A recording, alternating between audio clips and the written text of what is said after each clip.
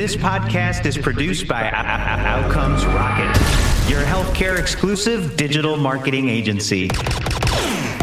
Outcomes Rocket exists to help healthcare organizations like yours to maximize their impact and accelerate growth. Visit outcomesrocket.com or text us at 312-224-9945.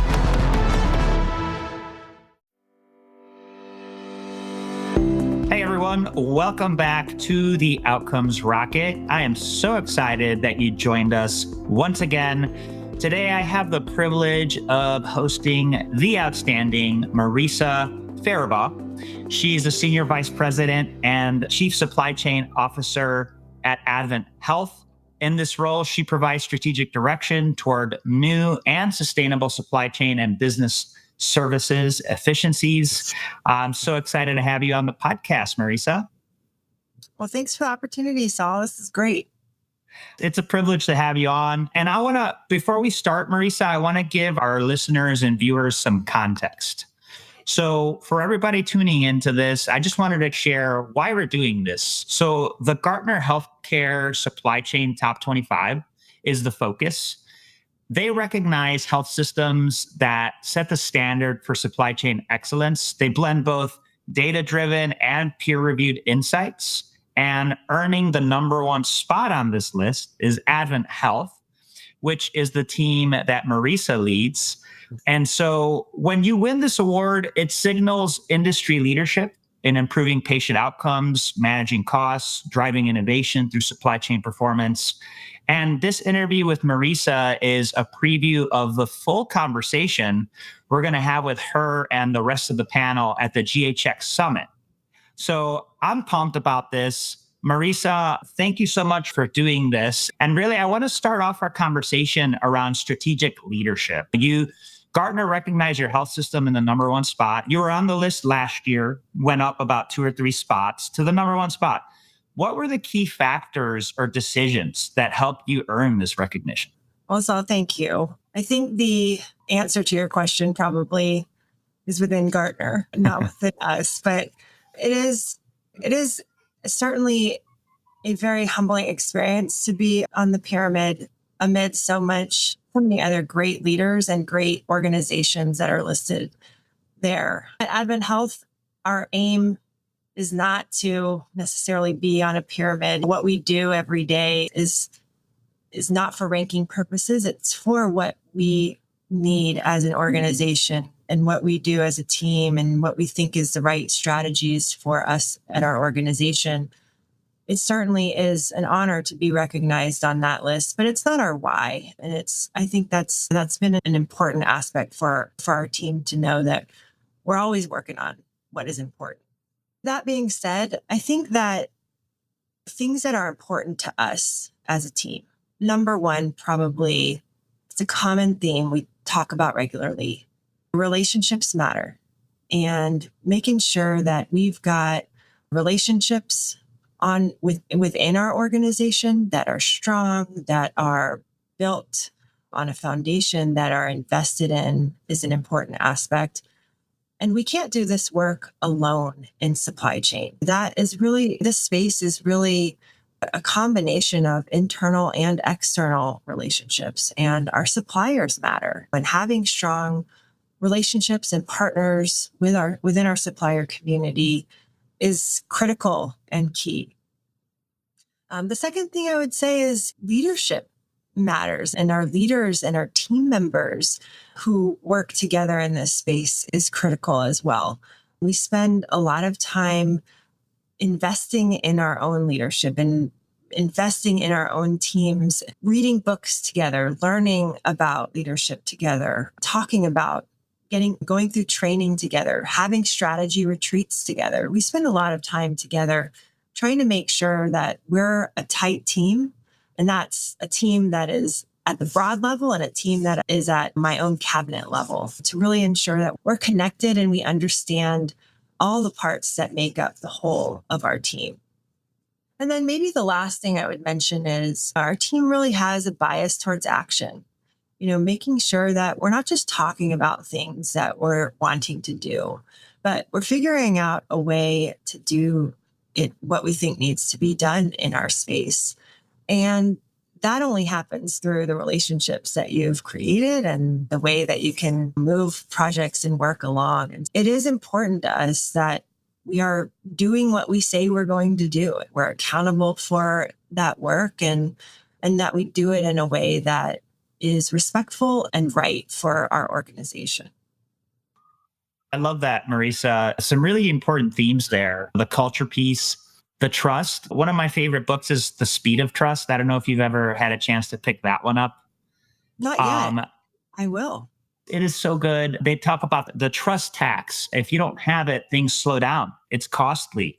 You're focused on relationships. You're focused on trust. I also really love your thoughts on bias toward action, and that's how you get things done. And on the idea of innovation in action, talk to us a little bit about how your organization is leveraging digital transformation, whether it's automation, AI, which you hear everything is AI nowadays, or analytics. How is you and your team using that bias to action to optimize supply chain operations? Yeah, so a couple ways, and I'll mention two different distinct areas that are part of our supply chain and business services team. From a supply chain standpoint, we've made some investments over the past few years, particularly in logistics and distribution. And that was really coming out of COVID, where the concept of a resilient supply chain just really resonated for our organization. How do we ensure that we have what we need upstream exactly all the time? It's our inventory, it's our decision of what we stock. And so we've made some investments and have set up about like a 300,000 square foot distribution center, if you will, adjacent to our headquarters, but accessing all of our different facilities in the state of Florida. And behind that is a huge transportation network that's been set up as well. And so with that foundation set, I think we have with that foundation set, plus the right leaders in all of our markets, plus as we're transitioning over to Workday and ensuring we've got good, new, solid reporting and analytics coming out of where inventory is across our organization, we feel like we have an opportunity to overlay more sophistication on that. And so we have announced a partnership right now with a company called Parkour to help enable us to transition big data, not just from our ERP, but also our EMR, other different data sources from across the organization, and set up algorithms that start to make sense and give us visibility into what products need to be where ahead of time. And we can argue that in healthcare, you never know who's going to walk in the door. There's a lot of data to suggest that we probably pretty much know who's going to walk in the door close enough to know what's needed when. And that use case will help us really even out our inventory patterns. We also are aiming to use it for upstream visibility into where is the inventory within our own supplier community. We are the last link on the chain. We are the last link when finished goods have been created, and we're a massive consumer of those finished goods. That requires all the links upstream from us to have worked out well, and those finished goods make it to us. We want to understand signals ahead of time when links in that chain are broken. And we don't want that to be in the form of a phone call. Phone calls are great, but that shouldn't be what we're relying on from our supplier community to understand upstream disruption.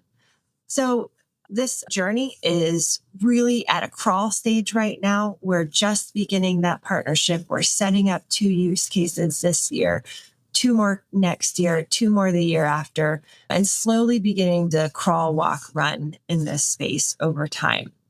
Very excited. It's being led by Doug Pitlinski, who is our leader over supply chain, doing amazing work with the team there. He's got a great vision, great relationships with Parkour, and very excited about where we go with that.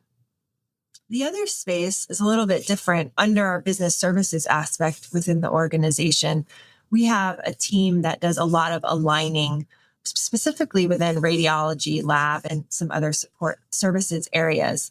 And one of the areas that this team has been very impactful in aligning the laboratory pathologists across the organization and bringing to fruition is around digital pathology. Where might that be able to be used in the future? How are pathologists wanting to engage in that space? What value would it bring? And so this team has done a lot around really helping determine if there's a use case there, who might be the right vendors in this space. And I see our organization continuing to really grow and lean into different applications. We have also got a smart room concept that's being deployed where we've got patient rooms across our organization with smart technology in it that will alert nurses into different activities happening in the room. It will allow patients to connect with their providers and maybe other loved ones who aren't physically able to be in the patient room with them.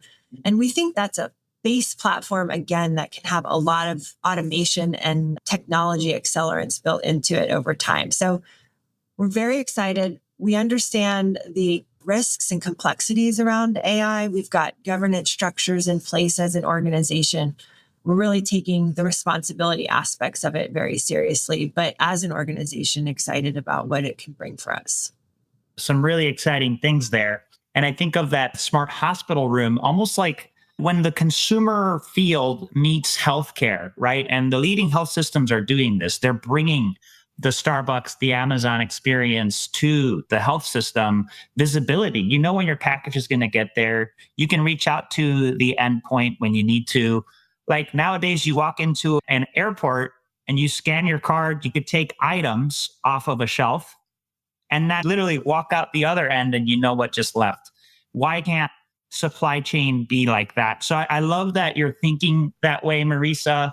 Also important to highlight for everybody listening, the governance structures around how we leverage AI, super critical. And so lots for us to think about.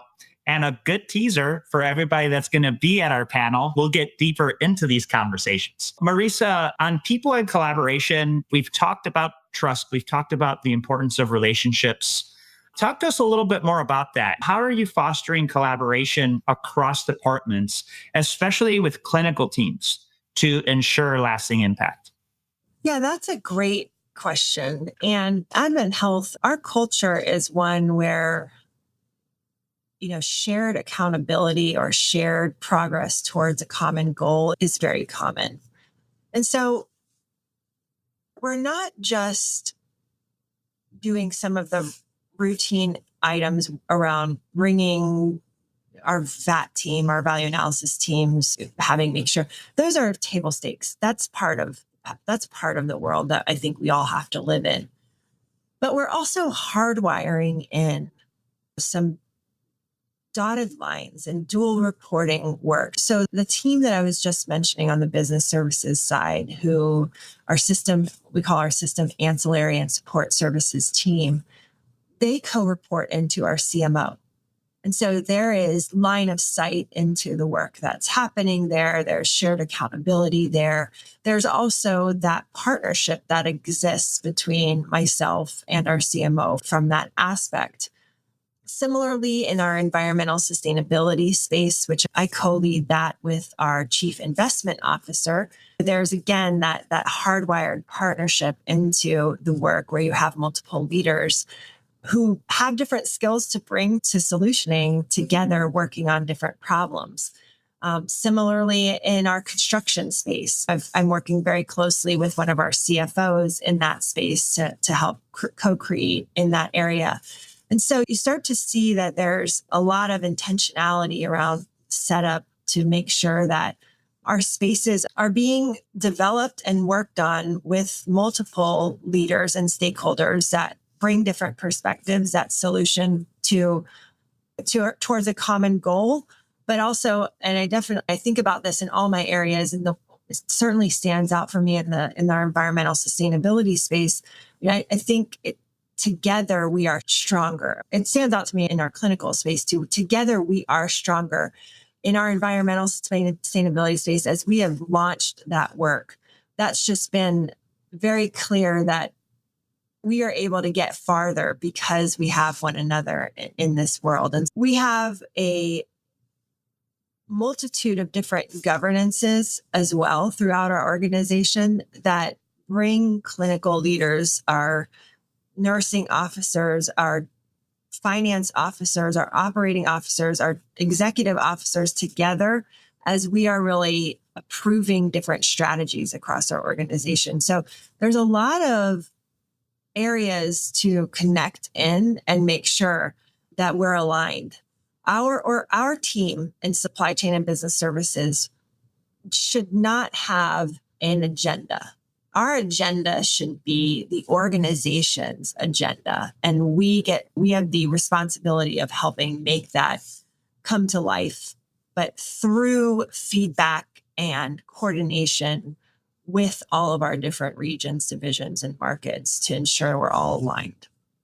That's fantastic, Marisa. And you have a great way of kind of just saying things like hardwired, right? And if you have this idea in your organization, thinking to yourself, how can I improve the way that collaboration happens? You got to ask yourself, are you hardwiring it into the organization like Marisa and her team have? So what a great way to just explain how it should be done across the organization when you're dealing with a large organization. So I really love that, Marisa.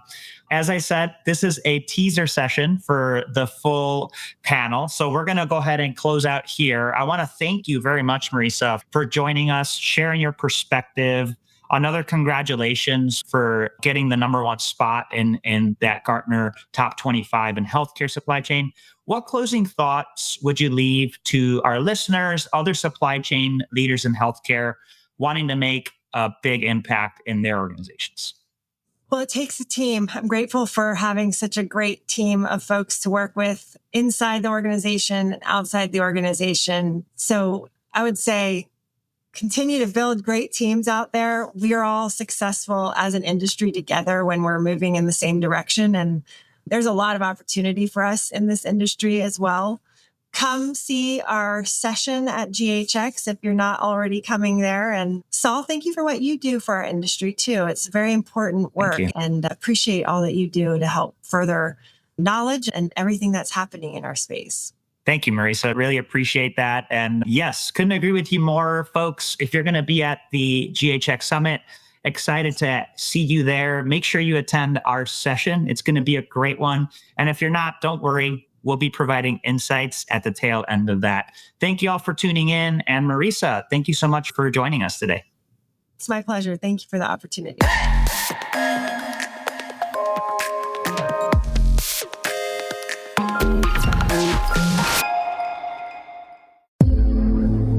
This podcast is produced by Outcomes Rocket, your healthcare exclusive digital marketing agency. Outcomes Rocket exists to help healthcare organizations like yours to maximize their impact and accelerate growth. Visit outcomesrocket.com or text us at 312-224-9945.